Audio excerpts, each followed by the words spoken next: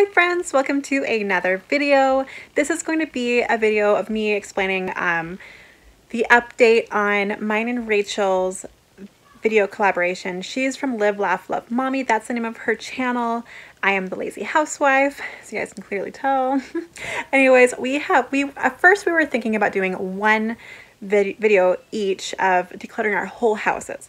Well, we were working on decluttering some areas in our house. We're like, oh my goodness, this is going to take way too long to produce a video for you guys. And honestly, if I was to get all of it done in one video, it'd probably be like a 5-hour long video. And honestly, do you guys really think you're going to watch 5 hours straight of me decluttering my whole house? Probably not. So we're going to do it in increments. So we're going to be doing, like we did last year, a video on per room or per topic of our house, and that way you have more options to watch. And if there's something that you specifically want to work on decluttering, you can watch that video of ours and maybe that'll help you out. So, and you won't get bored, hopefully. just motivation, that's what we're going for. So yeah, I was working on my clothing decluttering and I was like, oh my gosh, it's gonna be a really long video. So I have like a big old pile behind you right now and behind my camera of everything that I am getting rid of. So yeah, stay tuned for that.